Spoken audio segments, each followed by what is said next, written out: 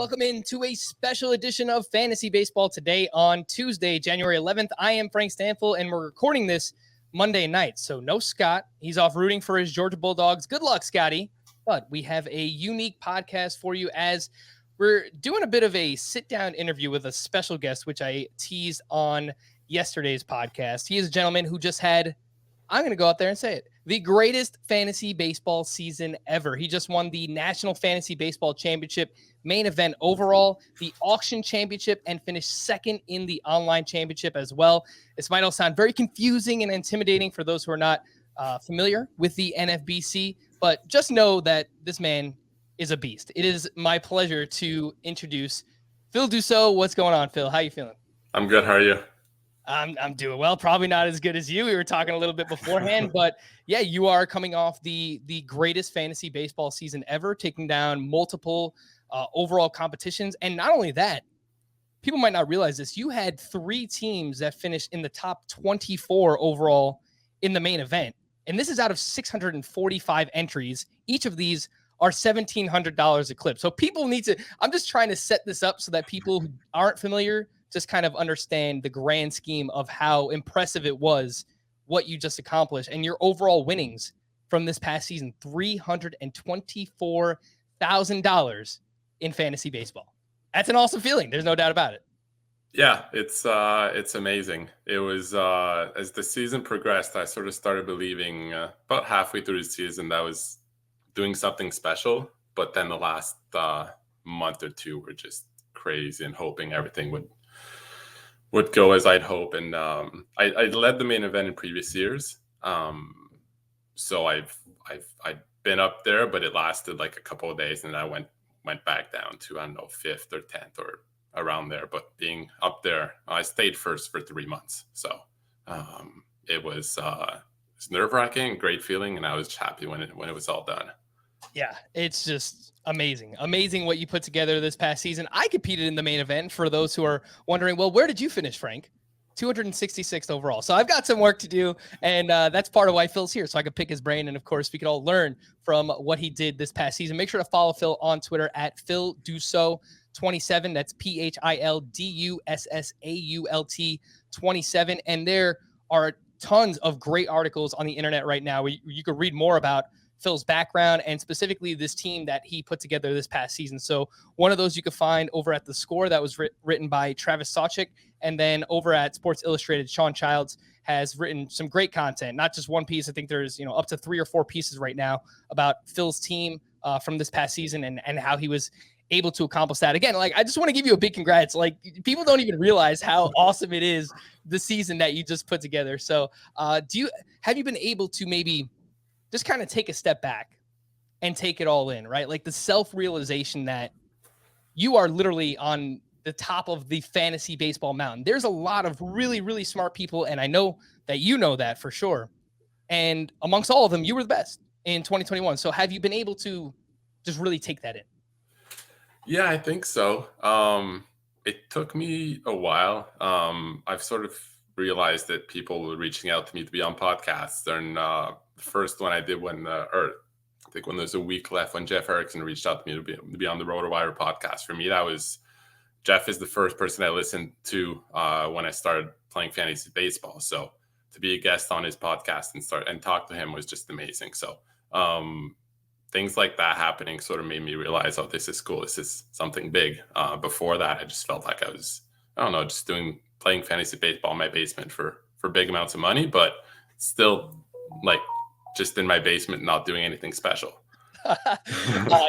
Jeff's a great dude. And I've been on the podcast with him before. And look, he's, one of the founding fathers when it comes to fantasy baseball. So it's really cool that you were able to go on there. I actually listened to that podcast as soon as it came out because, yeah, I mean, you're competing for all this money towards the end of the season. So it was really cool to kind of hear you at that time. And then obviously you were able to take down all of these different competitions. So again, congrats to you. You become a bit of a celebrity here. I turn on podcasts and I'm constantly hearing the name Phil and Phil Dussault, and everyone's talking about what you just did, and rightfully so. We're going to jump into your background a little bit, and obviously we'll talk about the team that you just put together, and later on we'll talk about some 2022 things as well. But I don't know if you realize this, but we competed against each other back in 2019. We were in the NYC main event together. And mind you, I was like way in over my head. I showed up with my little ranking sheet and, I'm taking notes and, look, I was just way in over my head. I had someone who wanted to back me. I'm very appreciative for the opportunity, but we competed in the same draft. And it turns out not only did you win that league, but you finished top 10 that year in the overall in 2019. So. Yeah, I didn't know about it until you told me. And it was funny because when I showed up in New York, I didn't know anyone. I was just a shy kid just sitting down there for my main event, and then happened that Ryan Bloomfield was right next to me, and he's probably the nicest guy in the industry. And we just started talking, and then after talking to him, I sort of felt more comfortable. Like English isn't my first language, so no, just all that, not knowing anyone in a room like that, and then just talking to Ryan, so it's just made the experience better. And I talked to a bunch of people, made friends there. So it was weird showing up it was Saturday morning in that room. It was intimidating. Yeah, for sure. I mean, you've got multiple drafts going on at once, and it's literally just a draft that's going around a table, and you have a minute per pick. So it is definitely intimidating. It's a fun experience to do these live events, and I understand why so many people want to get in on them. It really is a fun experience. But yeah, I was actually on the other side of Ryan Bloomfield, and you're right. He's one of the nicest guys in the industry, and we remain friends to this day. So we were, drafting on opposite sides of him. And I'm pretty sure either going into June or July, I was going to say that I was in first. That probably doesn't seem realistic if you were in the league, but I know that I was top 3 in the league. And then I lost Chris Sale, and I lost Frankie Montas' suspension, and then everything went downhill after that. So it was a nice little foray for me to kind of jump in, and I was just looking back at like my historical teams, and I realized, wow, I was in the same league as Phil. Like, how did I not realize this? Anyway, let's jump into your background before we get into your actual team from this past year. Tell us a little bit about yourself. I mean, how did you get to this point? Your background? How did you get into fantasy baseball? When you started playing? So on and so forth. Yeah, I grew up near Montreal, so I was an Expos fan when I was a kid. But then they moved to Washington when I was probably, 12 or 13 years old. So I sort of stopped watching baseball, and the last few years they didn't have a very good team. So I sort of stopped following the baseball. I had my own fantasy football website in college for 3 years. So fantasy football was my game. I always played it and had my website. So focused on that. And then Moneyball came out, and with my fascination for math, I was really intrigued by that. And then I read Fantasyland also, and that was the first time I heard about Roto Fantasy Baseball. So that sort of just in the back of my mind, heard about it, but never really thought I could play for some reason. And then I heard Jeff and Chris on the Sirius XM show talk about NFBC. I'm like, oh, this sounds really cool. I've heard about Moneyball. I've heard about Roto Baseball. It's just numbers, and I can do that. So just decided to jump in a main event in 2017. First time I played fantasy baseball was in a main event, which seems kind of crazy, and it probably was. But I figured got to start somewhere, so why not a main event?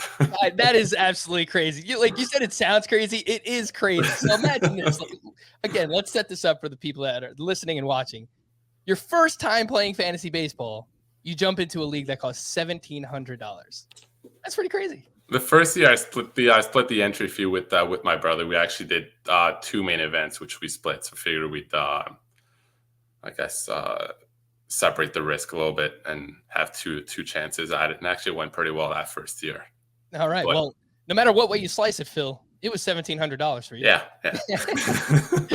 Oh man. Yeah. So that's pretty interesting. Fantasyland, a great book, by the way. Nando DeFino is featured in that book multiple times. Former host, analyst of this podcast as well, and still a great friend of mine. So yeah, and for anyone who hasn't read Fantasyland, and anyone who hasn't read The Process, which is a great book by Jeff Zimmerman and Tanner Bell, I actually just cracked open mine today. True story.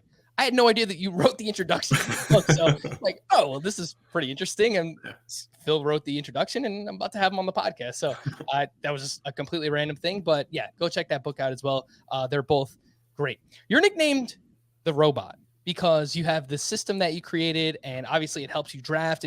It helps take, I think what a lot of people will say about using projections and creating a system and having all these different kind of Excel sheets that help you draft is that it eliminates subjectivity. It's all about projections and spitting them out and basically telling you which player to draft. And that's how you earn the nickname, the Robot. First off, do you even like this nickname, Phil? I'm okay with it. I've never called myself the Robot. I don't go around introducing myself as the Robot or anything like that. So I'm only sorry. I just call my NFBC teams the Robot because I guess that's what people know me. And people call me the Robot, then it's fine. I don't care for it either way. You don't wake up in the morning and give yourself a little prep talk. Come on, Robot. Let's you don't do that.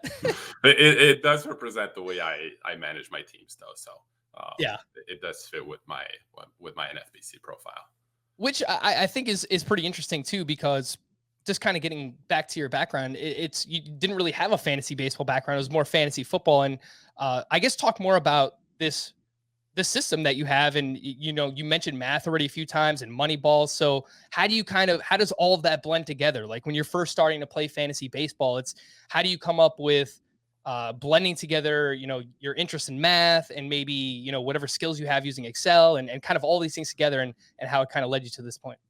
So when I started in 2017, all I did was average 3 sets of projections. So it was really simple. I actually did that for 2017 and 2018. And then I used the standings gain points formula, which, as you said, you read the process. It's in there. It explains how to value players.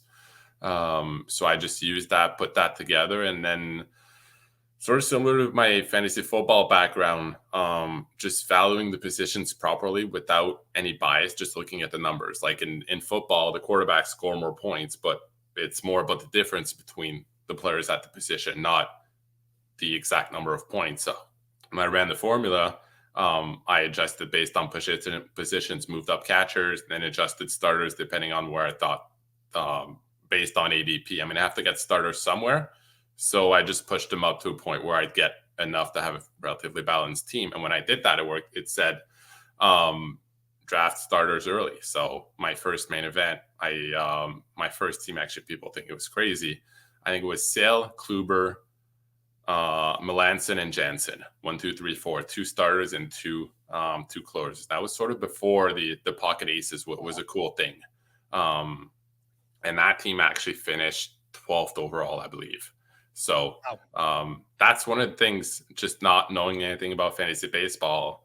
If I'd been playing for 10 years and had played in home leagues where you don't draft aces early, then I probably wouldn't have done it. But just not knowing anything at all, that's what the numbers told me, though. So it's what I did. And I drafted catchers early that year as well, because they seemed undervalued when I did my position adjustments. So that part helped me at the start. And then so 2017 went really well. 2018 didn't go as well. And then that's when I figured I had to step up my game. I can't just average 3 sets of projections anymore. It's not good enough for the main event. So then 2019, I spent hours and hours that offseason just trying to figure out what's not accounted for in projections. So I listened to podcasts and hear people talking about pitch mix, about increase in fastball velo, and those are all things that projections don't really account for. So I tried to come up with formulas that would include those in my projections. And everything I do, I always back test. So if we take fastball velo, for example, I'll see if someone increased their velo from 2017 to 2018, then I'll try to combine that with the projection we had for 2019. And then I'll see what happened to that pitcher at the end of the 2019 season. So I won't do anything randomly. It's just all about, we have the results for the 2019 season, so why not use them? And I knew what my projection was before the season started. So I just tried including a bunch of things that weren't accounted for. Testing. I tested every stat I can think of, and sometimes things that don't even make sense. Just trying to figure out what can make the gap smaller between my projection and what actually happened that season. So over the last 3 years, it's been hours and hours of work, just testing different stats and going on Fangraphs, going in Savant, trying different time frames, all that stuff. And now think I've come up with something pretty good. So this offseason it was quicker than it's been in the past. So most of the work is done, and I still try to improve. It's still want to get better. Yeah. No, I mean, it's fascinating because obviously, look, you're putting in tons and tons of hours. You're putting the work in. So it's really cool to hear that paid off for you. So that first and foremost, that's awesome. It's not like, all right, yeah, you're just running projections, because look, a lot of people are doing that. Let's be honest. People who are drafting right now, they're doing a lot of the similar things.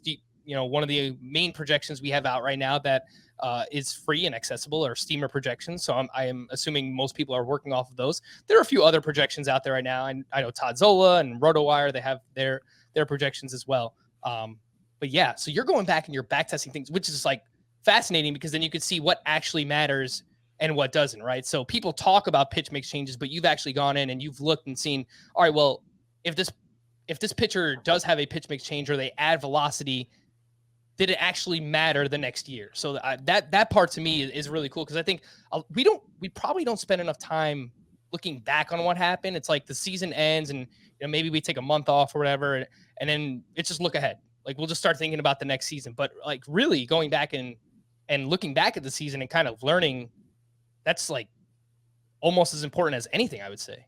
Yeah, for sure. And even on Twitter, you'll see everyone post lists of look at in 2021 the top pitchers in K- walk ratio or swinging strike rate from, I don't know, June to September or whatever. But show me the list for 2020 or 2019 when it was a full season, and look at how those pitchers did at the end of the year, and that's going to tell me if that list is worth something or not. Right.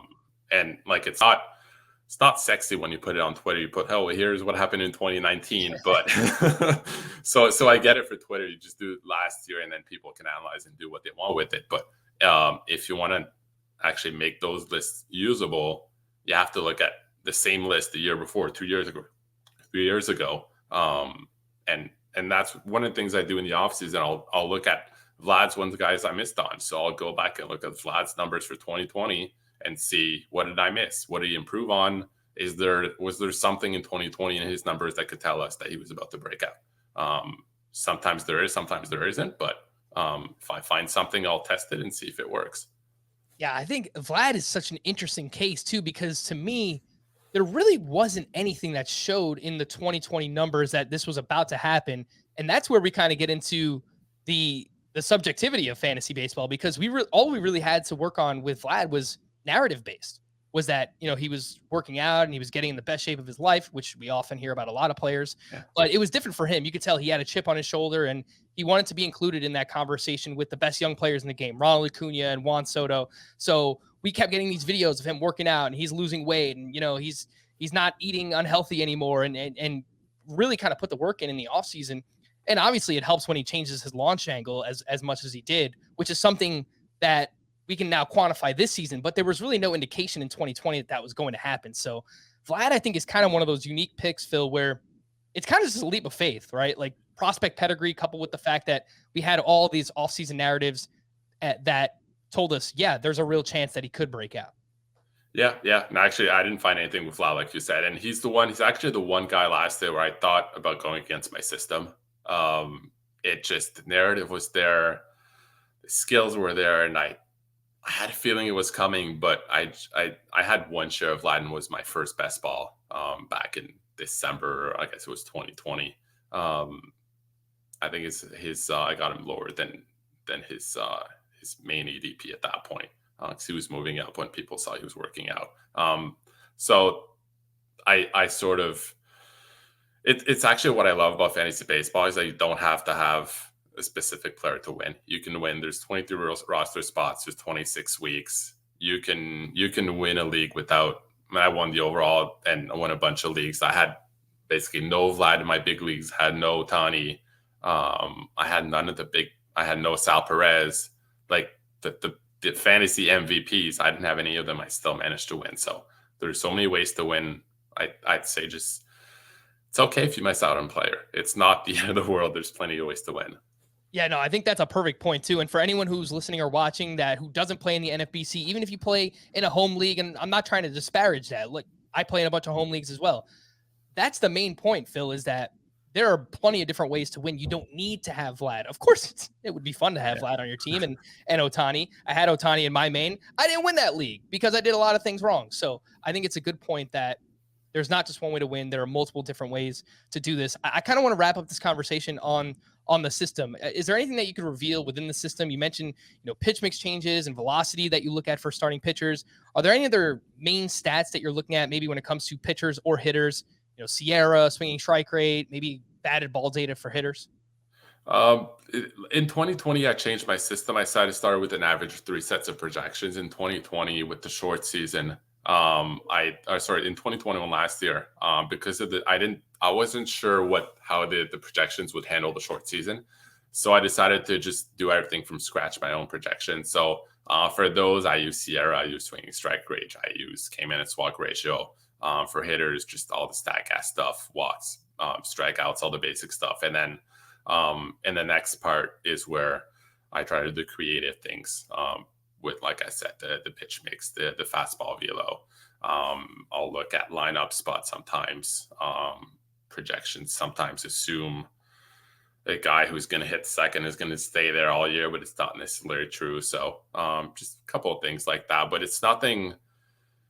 A lot of the ideas I got were from podcasts. So it's mainly about just quantifying things rather than there might be I might have 40 things I look at. There's probably 4 or 5 that might surprise you. Everything else is just about knowing how much everything is worth. Is 0.5 miles an hour in fastball velo worth? How do you compare that with using your slider 10%? More. So it's just putting that together. That's the hard part. That's where it's I came up with formulas. Some people have been playing for 10, 15 years, just know they don't need a formula. They just know. So it's just different ways of doing things. Yeah, no, and I think that's a good point. It's the more you play, the more you realize what actually matters and what doesn't. I think you just got to add one more category there this year, Phil, and it's that breakout category, that Vlad category, the one that you can't quantify. It's just do you have a feeling? Put a check in the box and see what happens there. The last thing I'll ask you about this is, do you think it's possible to be a successful high stakes player without having a system, without having an Excel sheet or maybe, obviously, we're all looking at projections and things, but I'd be lying if I said that I was incredibly Excel savvy. I know how to use Excel, and I dove more into SGP, standings, game points, and draft software in recent years, but I am still learning. That is for sure. Do you think you can be successful maybe without having a system like this? Yeah, for sure. And I think the biggest mistake you can make is try to do what I'm doing if those aren't your skills. Right. There's if you're not, I've been using Excel since I was probably 8 or 9 years old. So I know the ins and outs. I'm pretty familiar with formulas. I've been building this for 4 years, so I know what matters, what mistakes not to make. Because I made plenty of mistakes in my first in 2019 when I put this together, and that team we had in the same league, I kind of got lucky because some of my other teams weren't great. So if I've learned a lot doing this, but if you try to copy me and you're going to make more mistakes, then it'll help you out. What I'd say is stick to what you're good at. If you're not good at making projections, use ATC, use average three sets of projections, use that as your starting point, and then figure out where you can be projections. That's playing time. So if you read the news, if you read what coaches say, you can adjust playing time manually. If you've watched, all the Blue Jays games last year, I have a feeling about Ryu, and you read that he was missing his family, so he could explain why he wasn't as good in the second half, then you can bump him up if you truly believe in that. You can look at pitch mix manually. I have a formula, but someone who goes through one pitcher at a time is probably going to do a better job than my formula. It's just mine's quicker. So you just have to put the time where it's worth it, and it's definitely possible. A lot of top players aren't as Excel savvy as I am, and there's different ways to win. That's a great thing. Yeah, that's exactly right. And Phil, look, I know you're not looking for cash this time of year. Obviously, you're coming off a big season, but if you ever are, I'll throw you a couple bucks. You could teach me a little bit about Excel, specifically about being able to look up pitch mix changes quickly. I mean, that would be a lifesaver because it's pretty tough to go pitcher by pitcher. Let's take a closer look at the winning main event team that you drafted here. It was the 3rd overall pick, and in the first round, you got Jacob deGrom. And I actually saw you started it's not your first draft, but it's your first, I guess, bigger money draft, a $1,000 Draft Champions League, which is a 15-team draft and hold. There's no waivers. There's no trades. All you do throughout the course of the season is set your lineup. You started one draft just recently. You had 4th overall pick, and you went with Garrett Cole. I look back at the draft we did together back in 2019. You had the 9th overall pick. Who'd you take? Jacob deGrom. So is it safe to say that you are a proponent of drafting aces early? Before we get to that, we can make my pick live because I'm on the clock right now in the 3rd round of that draft. All right. So I don't know that this has happened on another podcast, but I'm just going to go ahead and say that it hasn't. We're making history here on Fantasy Baseball today. Phil is going to make a pick live on the air. Who do you have so far? This is just the team with Garrett Cole? I got Cole in the 1st round and Josh Hader in the 2nd round. And before people think I'm crazy, Josh Hader in the 2nd round. Wow.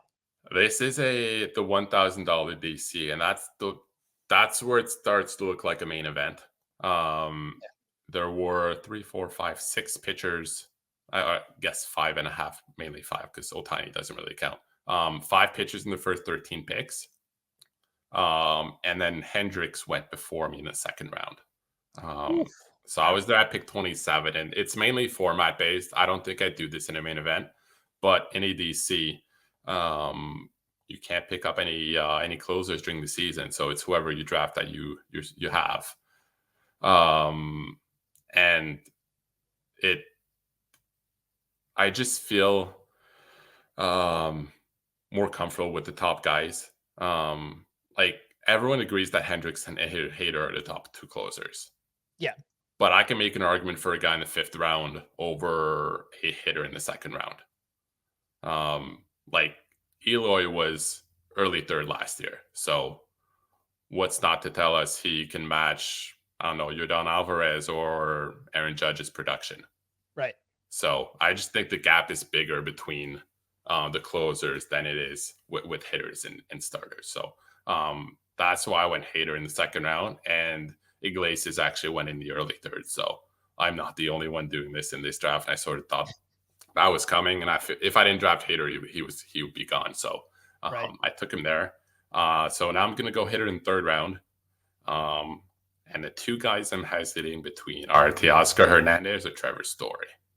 Ooh, all right. So I know you had Teoscar Hernandez on your main event team last year. I don't know if maybe it's a little some home cooking. I don't know if you're a Blue Jays fan, but he was amazing. He was awesome last year. The Blue Jays lineup, even without Marcus Semion's, probably still going to be really good. A lot of power. I think some speed, maybe 10 to 15 steals for Teoscar.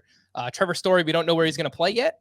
Almost certainly going to see that batting average drop outside of Coors Field. But regardless, I think he still should be a 2020 bet. Yeah. And I've got them actually right next to each other. Teoscar is 17.21 and Trevor Story is 17.16. So it's really hard to be closer than this in my rankings. I've got both of them hitting 30 home runs. Basically, the average I have about the same. Trevor Story being around 260, and that's kind of what I see for Teoscar. I think that BABIP's going to come down a little bit. And playing at Rogers Stadium is going to be a little tougher for him than being in Dunedin. And it's basically, I think, more stolen bases for Story and more home runs for Teoscar. And the counting stats depend on where Story ends up. So I'm really going back and forth here. When I say I'm making the pick live, I'm really hesitating. It's not a fake.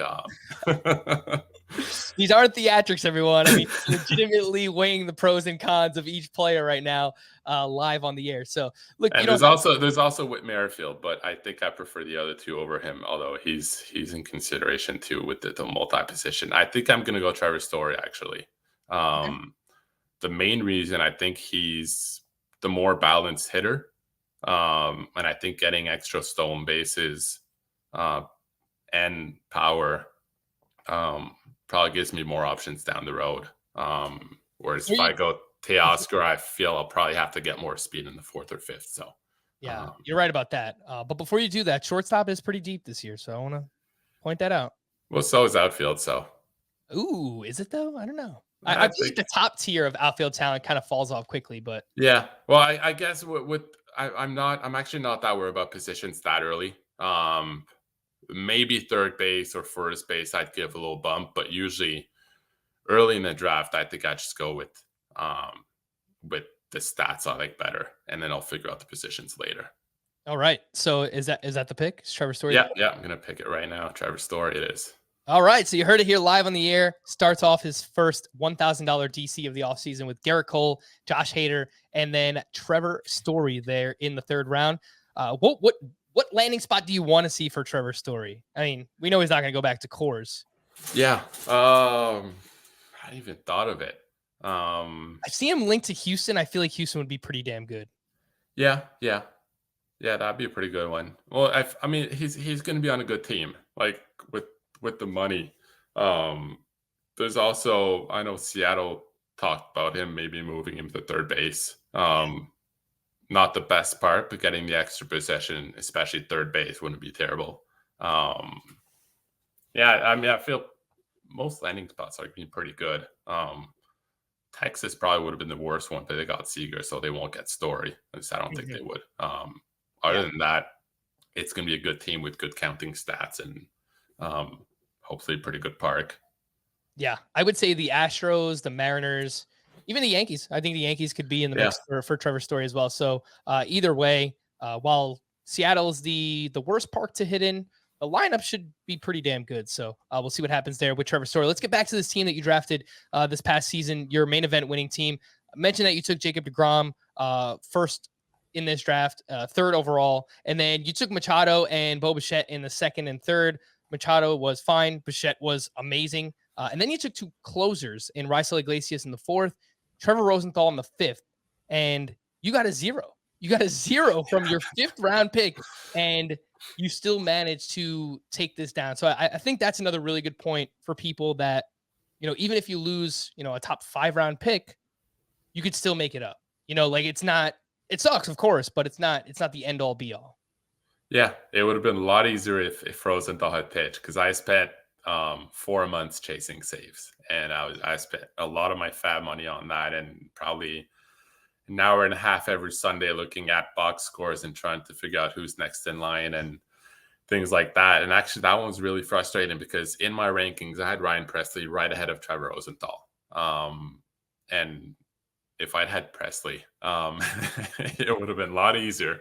Right. And the reason I took Rosenthal is because Pressly wasn't pitching in spring training. He was pitching in backfields, and they were saying, "Oh, he's fine. There's no issues." But it seemed fishy when you have 2 guys pretty close. I felt I'd go with Rosenthal, who would just he didn't pitch early in spring, and then he pitched a couple of innings right before this draft. So okay, Rosenthal's healthy. He's Oakland actually spent money on players, so he's gonna be their guy. But then Rosenthal gets hurt, and Pressly's pitching in spring like a couple of days later. So that one was frustrating. It probably would have hounded me for a while if I didn't end up winning the main event, because I know with Pressly, it probably would have been done a lot earlier than the last week of the season.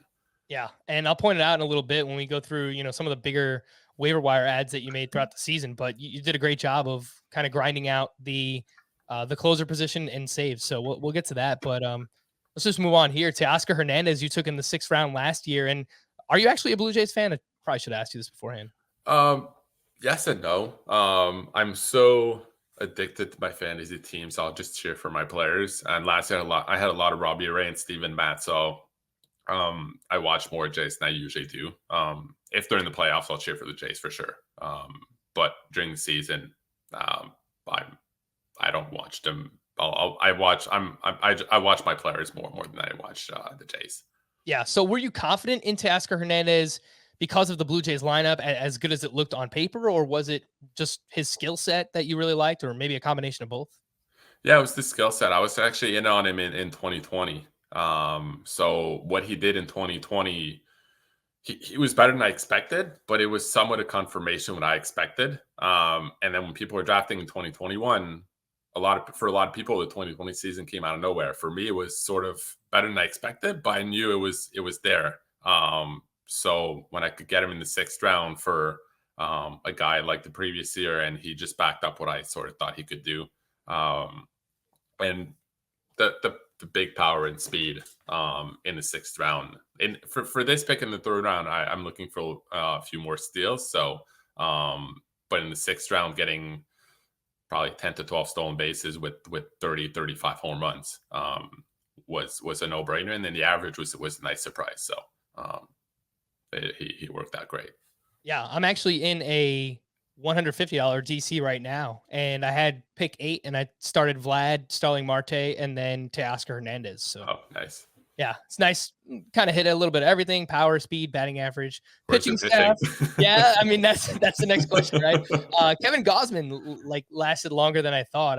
So I took Lindor in the 4th, and then I got Gausman, Morton, Lopez as my top 3 starters, and I got Will Smith as my first closer. So that's pretty good. Yeah. Yeah, I think it's all right, and I think I took. Well, we won't talk about the pitchers that I got later on because I'm a little upset about it, but it's perfectly fine. I'll just read you those first 8 picks and we'll leave it there. Round 7 through 10 for you took Charlie Morton, which I just mentioned, Kevin Gausman, which I just mentioned, Jeff McNeil, and Pablo Lopez. Wow, look at that! I didn't even plan this. Through 10 rounds, you had 4 starting pitchers, you had 2 closers, and 4 hitters. Were you more aggressive on pitching last season, coming off the shortened season, to have that much? 4 starting pitchers, 2 closers, only 4 hitters for your first 10 rounds.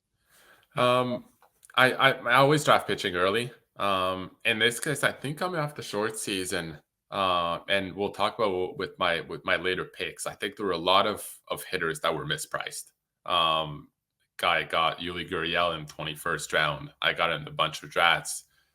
Bad 2020 season, but that was mainly because of low BABIP, and you can get guaranteed playing time in the middle of the Astros lineup in the 21st round. It seemed like a no-brainer. So the bunch of guys like that, like him, like Cesar Hernandez, Robbie Grossman hitting leadoff, getting you 4 categories in the 20th round. There were just a lot of hitters like that I liked late. So because of that, I felt more comfortable just pushing pitching a little bit because I knew I could get hitters that I thought could be going in the 10th, 12th round, but I could get them in rounds 15 to 20, 22. So, and Joey Votto's another one, had a bunch of shares of.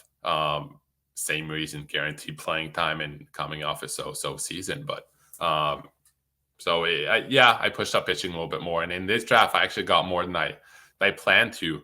But it's more than Gausman and Lopez were 3 guys I like, and I got them all after ADP. For some reason, the guys I like were slipping.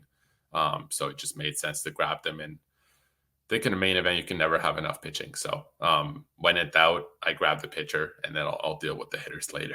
Yeah, and you managed to avoid Zach Plesac, which, I should have listened to you, Phil, because I heard you on Rob DiPietro's podcast before the season talk about how low you were on Zach Plesac. I think you had him ranked outside the top 50 starting pitchers.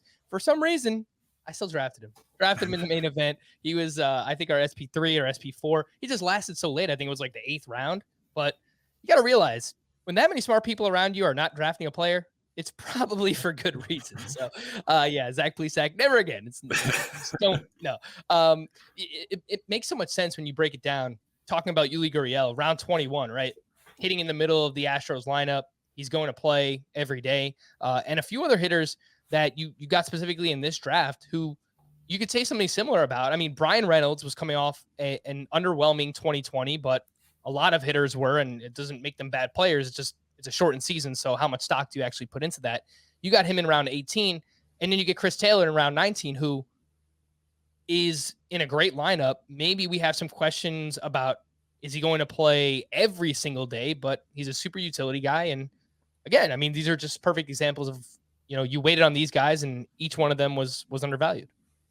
Yeah, and none of them did. Like Reynolds was a nice surprise. Yuli sort of slowed down later in the year, but like Reynolds did what he did in 2019. It's just in in 2020, I think he had like a 230 BABIP or something. Like, that's not going to stick for a full season. So I think that's kind of where my system helped me, just looking at the right numbers and trusting and not worrying about like, I don't even know what a guy's batting average was last year. I just look at my metrics and put it together. And if it tells me that he should have a 260 average, and for me, that's the number. It's not if he had a 220 average because I had a low BABIP, that doesn't make sense. And I just don't pay attention to it. So it's probably where it helps me that I don't look at the basic stats as much as other people. Because it is hard to draft a hitter when you see he hit, I don't know, under 200 the previous year. It's just mentally there, you think. Or if he gave up, I don't know, 2 home runs per 9, it's there in the back of your mind. But when you've seen the numbers and a lot of that is bad luck, it makes it easier to draft them. Well, somebody who might have given up 2 home runs per 9 in the past was Robbie Ray. And that's who you drafted in round 17. And you had a bunch of these league-winning starting pitchers. And correct me if I'm wrong, but I believe you had a lot of these pitchers across different leagues, and that's how you wound up being as successful as you were last year. Robbie Ray in round 17, Logan Webb in round 22, Carlos Rodon in round 25, coupled with the fact that you had Jacob deGrom early, you had Charlie Morton, you had Pablo Lopez, who for the most part, those 3 pitchers, look, deGrom was amazing and then obviously got hurt, but you were able to pick up the slack because all 3 of these starting pitchers were amazing for you last year. So how did you come to this conclusion? How did you draft guys like Ray, Webb, and Rodon?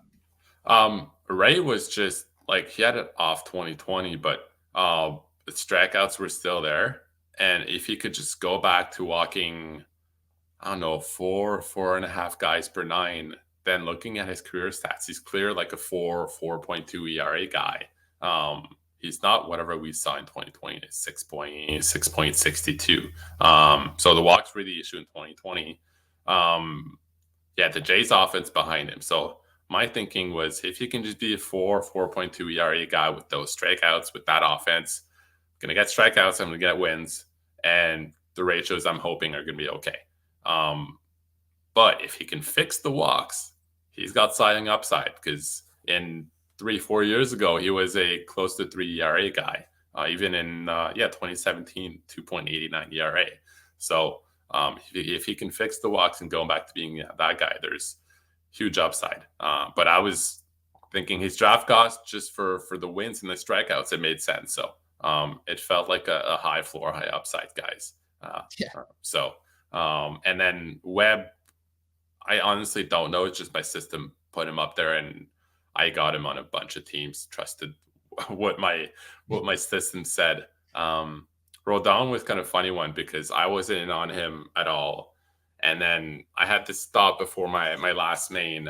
All the hype around Dylan Cease with Ethan Katz being the new pitching coach, and Dylan Cease is his new project. But if Ethan Katz is that good, he's not just going to focus on one guy. And I just said, why not Rodon? He's a young pitcher. He's got good stuff. 25th round. Yeah, I mean, if it doesn't work out after 2 weeks, I'll drop him. No big deal. And that one worked out pretty well. Yeah, no, and that's, again, it's a great point because yes, you have the system, and that's how you got Logan Webb. But then you're looking at outside factors, right? And you're deducing why can't Carlos Rodon be a breakout candidate if someone like Dylan Cease is. So again, it's a credit to you that you're still making some gut calls and you're still following things outside of just what the numbers are telling you to do here. We're going to take a quick break, but when we return, the draft isn't everything. You have to be a savvy in-season manager as well. We'll talk about that here on Fantasy Baseball Today. All right, so we went through the draft, and let's just talk about some things that you're paying attention to in season. We'll talk a little bit about FAB as well, but what are you keeping track of? Are you just looking at your accumulative statistics you're a month in, or are you looking at what your team is doing every single week and then maybe kind of making your FAB ads, your waiver wire ads based on what your team just did that week? No, I don't pay attention to weekly stats. I just think they're just too much volatility. And usually I'm addicted to live scoring and standings. I'll look at it every day. And then if I'm at the top of Main Event, I'll look at it 20 times a night. But as you should. But I know some people would say they don't even look at the live scoring and don't look at the standings. I can't do that. I'm addicted to it. But I usually won't let it impact my decisions until at least June. I'll look in June if I'm way below, because in my mind I drafted a balanced team. So why adjust so quickly into the season? If in June I see I'm way behind in power, then I'll start adjusting my fab bits, start looking for more power.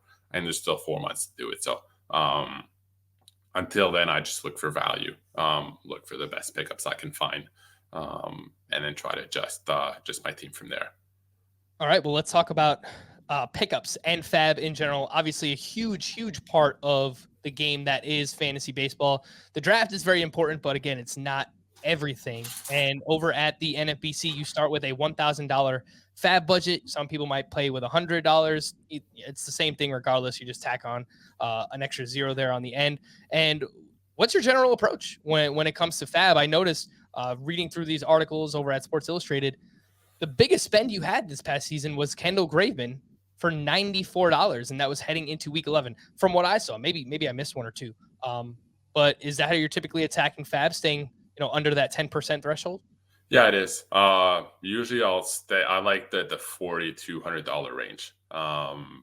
Usually if you're paying $200, $300, you're paying for the hype of the new prospect. And I'll do it at times.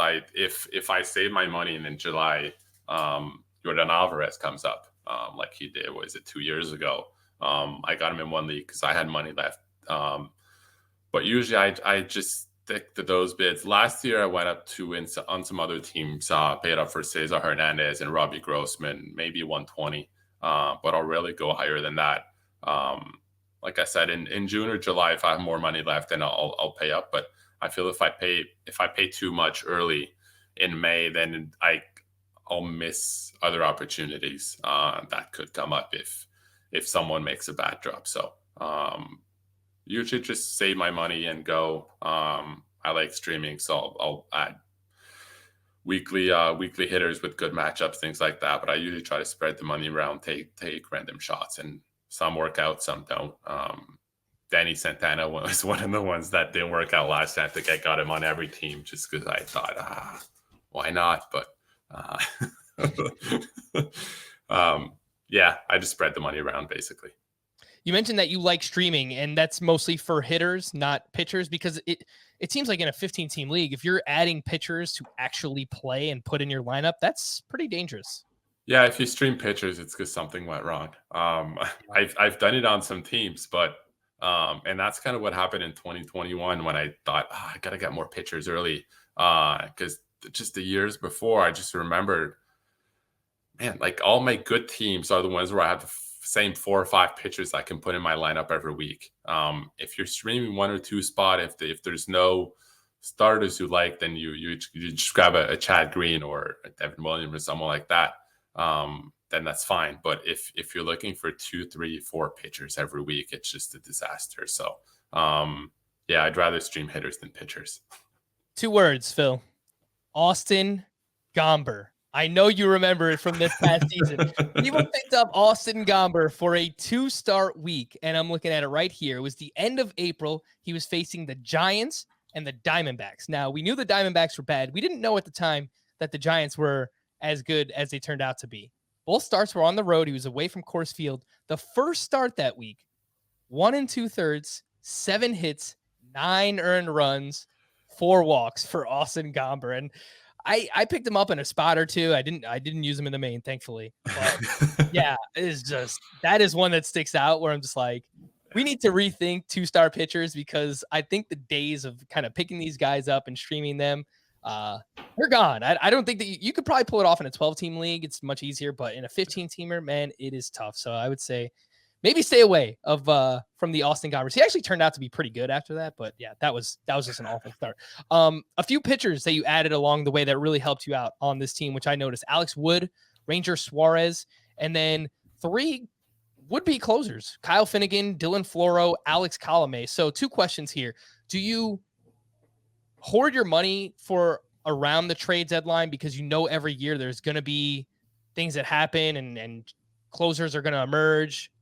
And How did you know to hold on to Ranger Suarez? Because once he was removed from the closer's role, it's like you didn't really know what was going to happen next. So how'd you do that? So first for the closers, in middle June, or even early June, I was top 5 in the main event, and I was probably bottom 100 out of, I think it was 600 last year, for saves. So I knew if I can find saves, I have a good chance at winning it. And I know the best time to find saves is the trade deadline. So yes, I did save more money that night I usually do for that trade deadline. I spent hours and hours looking at trade rumors, figuring out which guys I can pick up the week before, seeing who's next in line. And that's where Kyle Finnegan came up. I actually picked him up for $2 before the trade deadline with my friend Rob DiPietro. We're the only two across all NFBC leagues that picked him up that week, which is kind of funny. And I don't know if I win the main event without Kyle Finnegan. And if I don't pick him up a week early, I don't know if I had the money to spend. The next week, he went for 50, 60, I think, in most leagues. So if I don't make that pickup, I don't think I can afford the $60 after the trade deadline. So that's probably my favorite pick of the year, actually. Sorry, Ranger Suarez. That actually came down to Jacob deGrom or Ranger Suarez. And I was one of the first people who dropped Jacob deGrom, and Suarez was the other option. And the way I saw it was I had good pitching. I didn't need to be bold. I just needed the guy that I can put in there. And my pitching was pretty solid at that point. So I could afford the 2-3 weeks that it would take Suarez to warm up and start going 5+ innings. But deGrom, I had no idea if he'd pitch. So I sort of went the safe route. Suarez was, of course, a lot better than I expected, but I just needed to back up a guy that I knew could get me a 4 ERA instead of having to stream a guy, an Austin Gomber type, who could blow up anytime and mess up my ratio. So I just needed a safe pitcher, and that's why I kept Suarez instead of deGrom. A lot of people thought I was crazy at the time. I think I tweeted out when I dropped Jacob deGrom, and I don't think a lot of people would have made that call. And Suarez was, my pitching was good, so I don't know if he was a difference maker, but it definitely helped that team. Do you look at a name like Ranger Suarez, and this is where having a system actually benefits you, and just know that, all right, well, he helped me win all this money. Robbie Ray and Carlos Rodon, they helped me win all this money. Does that kind of affect you the following year where you're like, I love this guy, man. Like, he really helped me out. Does that ever, maybe you're using it as a tiebreaker. You're deciding between, I don't know, Ranger Suarez and another pitcher. We'd be like, well, he helped me out, so I want to draft him. With Suarez, it's actually the opposite, because the reason I held on to him last year is I looked at his schedule, and if everything lined up, he had the easiest schedule possible. I forgot. I know he was facing the Cubs twice, I think. Pretty much every team he faced, he might have faced the Dodgers early, but basically his last 10 games were against bottom 10 offenses or something like that. It was. I'm pulling it up right now. No, you're exactly right, because I'm looking at it here. So from, let's see, his first start in the rotation was August 2nd. Nationals, Mets, Dodgers, Diamondbacks, Rays, Diamondbacks, Marlins, Rockies, Cubs, Orioles, Pirates, Marlins. That's a cakewalk. That's amazing. That's a great schedule. Yeah, exactly. So I probably skipped that Rays start, and then all bottom 10 offenses pretty much, even most of them bottom 5. And I think 6 of them were at home out of 8. So that's the main reason I held on to him. And that's why this year I'm off of him, because I know he was great last year, but that schedule was so easy. I don't think his numbers are real. But I still like him from last year. All right. Well, take that into account for anyone who's doing draft prep right now. Make sure you look at that schedule down the stretch for some of these guys who maybe broke out last season. Obviously, other things come into account where we're still looking at all the other factors, swinging strike rate and things like that. And Suarez was good. I mean, lots of ground balls. That's one thing I will say about Ranger Suarez. The hitters I'll quickly mention here who you added, who really kind of helped propel you. Joey Votto, you picked him up when he got hurt. You waited on him. He came back. He was obviously amazing. I think it was, 7 or 8 games where he homered in a row. He was awesome. I had him in a few other leagues. And yeah, reaped the benefits as well. And we talked about him a lot on this podcast last year. It was absolutely crazy what he went out and did. And Dalton Varsho, another name there. He's a polarizing player for me this upcoming season. Frank Schwindel and Lane Thomas, two of my favorites, man. Frankie Two Hits, as we like to call him here on the podcast. The guy was awesome down the stretch. And then Lane Thomas, who I actually do like quite a bit this season as well. I think he's going to lead off for the Nationals, at least to start the season. We'll see if he can hold on to that. But if he does, a little bit of power, a little bit of speed. I do like Lane Thomas quite a bit myself. Dalton Varsho, I'll just quickly ask you about him. ADP right now is like in the 6th round of these 15-team leagues. Are you willing to pay that price tag? Probably not. In a main event where I'm looking for steals, if I find myself in a position where I'm behind in stolen base and I have to do something about it, then I'll consider it. It seems a little early. We'll see how it might change in spring training when we see how the playing time shakes out. But if he's playing center field 4 times a week and catching 2 times a week, and hitting at the top of the lineup, he can get to 600 plate appearances, and not a lot of catchers can do that. So the upside is there, but he's not as skilled as the other top catchers. So you're getting the stolen base that you're not getting from anyone else. But if he struggles, are the Diamondbacks going to put Ketel Marte back in center field and put Varsho just as a backup catcher? That's possible, and that's not going to happen with JTR or Will Smith or the other catchers going a little bit before him. So, for now, no. But in spring, it might change if I'm convinced that he can get to 550 or 600 plate appearances.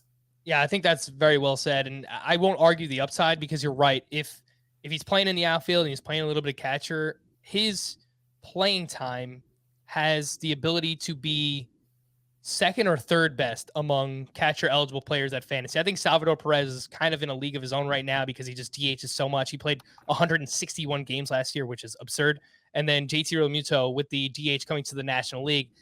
Maybe he doesn't get to like 160 like Salvi did, but I would bet on him playing at least 140 games, probably more than that, for Realmuto this upcoming season. The downside for Varsho, I think, is that if he really struggles, he could be back in the minors. He still has a few options left, and they have some prospects coming. They have Alek Thomas. So I like the player. I think he's interesting. Don't really love the price tag right now for Dalton Varsho. Let's wrap up with a few 2022 questions, a little bit of strategy, a little bit of, this guy or this guy. We don't have to spend too much time on each one of these, but I mentioned you took Garrett Cole 4th overall in this draft that you're doing right now. I assume that you have him as your SP1 over Corbin Burns. Yeah, I do. And for me, it's not even close. I know Burns was really good last year. He was good in 2020. But he doesn't have the same track record as Garrett Cole. He's probably going to have to face a DH this year. Also, last year or 2 years ago, he faced a bunch of AL Central teams. Last year, his interleague schedule was against the AL Central.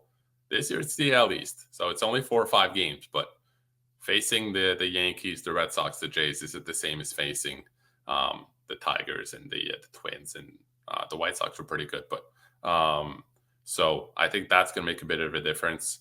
And I know there's a lot of talk about Cole and the sticky stuff, but his numbers from June 16th until September 1st, which was right before the hamstring injury he had, 3.19 ERA, 3.08 xFIP, 12.5 K per 9, 2.6 walks per 9, 1.2 home runs per 9. So that's pretty much right in line with everything he's done the last 3 years.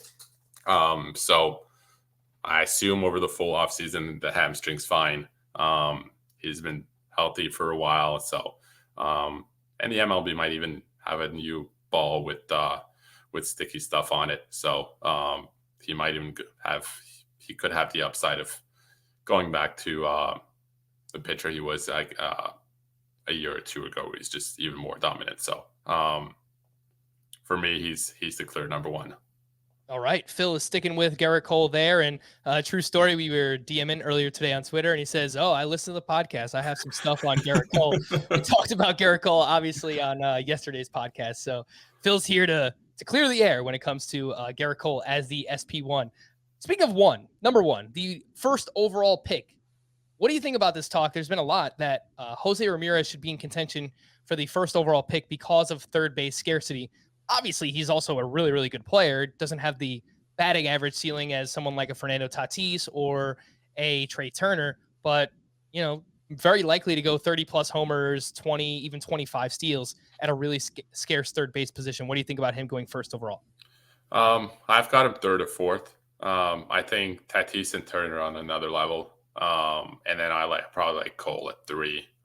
But in a league where pitching doesn't get pushed up as much in the NFBC, I can see JRM at 3. I know there's position scarcity, but the gap between first rounders is bigger than it is for second, third, fourth, fifth rounders, and so on. Like the gap gets smaller as you move later in the draft. So I'm not going to move up JRM 2 spots when I can. Probably makes more sense to move up a third baseman in 10th round by half a round than it does moving up Ramirez above 2 guys that I think are way above him in terms of skills.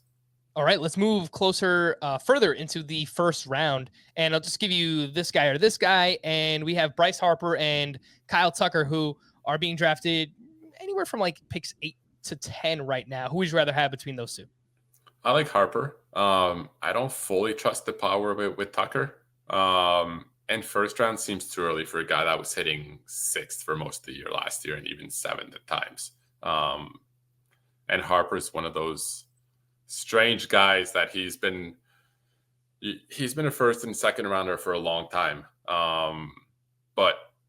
And he's probably going to give you late first or early second round value, but there's always that MVP season, the great Bryce Harper season that you never know. It could always be there, and you could always out of nowhere start to steal 20, 25 bases if he feels like it. So doesn't have quite the speed, but he seems to have the ability to read pitchers, the experience that if he wants to, he could. Yeah, look, he could still get one of these peak batting average seasons as well. I mean, he hit 309 last year, and I know most projection systems won't have him for a 300 batting average, but it's within his range of outcomes. We've seen some really massive spike batting average seasons out of Bryce Harper in the past. How about if you're all the way at the back end of the first round of a 15-team league? You got some decisions to make because we got a lot of outfielders going in this range with Mike Trout, Mookie Betts, Luis Robert, and then if you want to throw Ronald Acuna in that mix, but with Acuna, obviously we have the injury concerns. Same thing with Trout. He's getting up there in age, coming off the calf injury, doesn't really run much anymore. Betts coming off the hip injury, and then you kind of have this young gun in Luis Robert who looks like he's ready to take that next step, but hasn't really been able to stay healthy himself either. So what would you do there in the back end? I'd go Luis Robert. He's on the way up, and he's probably the one where I trust the health the most. I know he was hurt last year, but he came back a lot quicker than everyone expected. And he was. I just think, and man, I play NFBC, so where stolen bases are premium, and you have to get stolen bases. So I'll take the upside and speed with Robert. I think Betts could stop stealing and do what Mike Trout did and just completely stop stealing, and because he doesn't have to, and the Dodgers want to keep him healthy. And if Robert is healthy, he's going to play 155, which I don't think is going to happen with Betts and Trout. He's been hurt for a while, so I don't trust the health either. And I'll just throw this out there. I don't actually believe the White Sox lineup will be as good as the Blue Jays lineup last year, but if I'm looking for that team to kind of ascend and, maybe take that next step as a collective lineup, I think the White Sox could be really, really good this year. So Luis Robert, whether he's at the top, if he's in the middle, you mentioned Eloy Jimenez, who's going in the 5th round. I still think Jose Abreu perennially undervalued just because he's getting old, but he just does what he does. I like the White Sox quite a bit there in terms of lineups this season. Starling Marte versus Whit Merrifield. I actually had this exact dilemma myself in the middle of the 2nd round of that draft that I mentioned, and I went with Starling Marte, and I think it's a really interesting comp because Whit is safer. He's managed to stay healthy. The guy is an Iron Man. He does not miss games. Starling Marte is the complete opposite. You could basically guarantee he's going to have one IL stint per season. but on a per game basis, I know that he's better than Whit Merrifield. So who would you take there, Whit versus Starling Marte? I would have gone the safe route with Whit. Ah! But that's if I'm doing $150 DC, then I consider Starling Marte. But if you do go that route, count for 45 to 50 stolen bases for Starling Marte. And if he gets that, then you've got a shot in overall, because that's where his value is going to be. If you're only counting on 25, 30 and you draft a bunch of other stolen bases, then you could end up just having too much, and you're sort of wasting his upside. So if I'm going that route, then I'm playing for the full upside with Marte. But in a main, I'd go with the safe, probably with getting 100, 250 more plate appearances than Starling Marte. So I'd go that route. All right, Buck. Let's let Starling Marte run a little bit this year. I know in the past the Orioles didn't run much. They really didn't have any fast guys. So I think it's probably more so of the rosters that Buck Showalter had back in the day there. Let's see, at the 2-3 turn, we have some starting pitchers going. Julio Urias versus Sandy Alcantara. This is an interesting one that we've actually talked about on this podcast as well. Sandy is getting pushed up so far, and I get it because I think that there's this interesting combo of innings. He gives you volume. And I think that there's more strikeout upside based on the swinging strike rate that he showed last year. So I don't like that he's being pushed up this far, but I do like Sandy quite a bit. What do you think, Sandy versus Urias? I probably lean Urias, but let's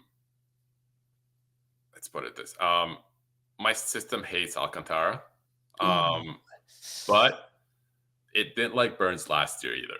So and I can see something similar. He made a change, and he was an ace for the last 2 months. So it's definitely possible that it's missing something, and I wouldn't even be surprised he was a top 5 pitcher. But I'm not going to have any shares. But he's not a pick I can criticize that much, because he could be that guy.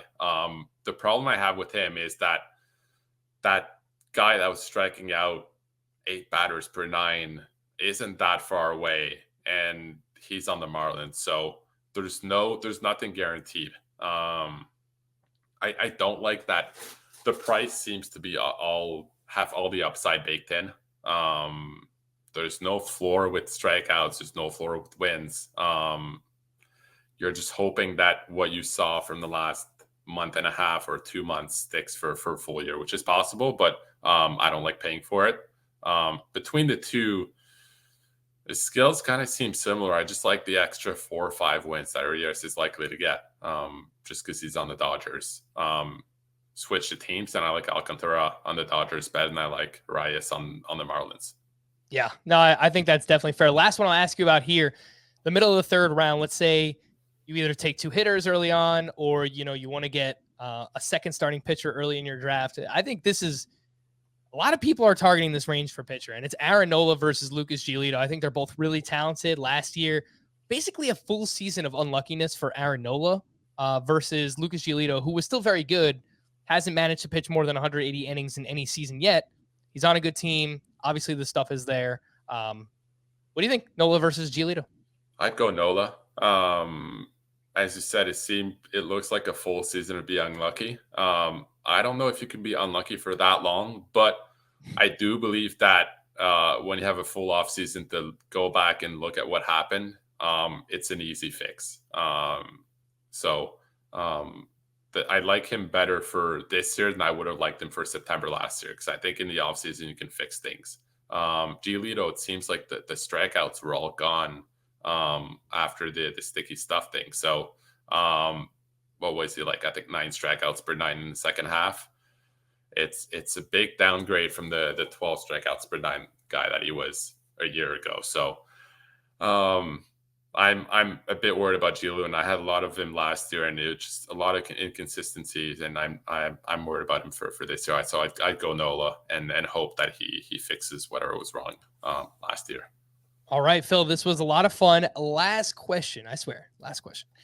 How will you approach 2022? I mean, there's obviously a target on your back now. You take down as many things as you did last season. And you know that everyone is dissecting your teams. There are literally articles being written that are dissecting not only your draft, but everything that you did within the season. So everyone knows they're going to be looking for the next Robbie Ray, the next Carlos Rodon, this, high strikeout upside pitcher later on in drafts, or maybe veteran hitters who are being undervalued.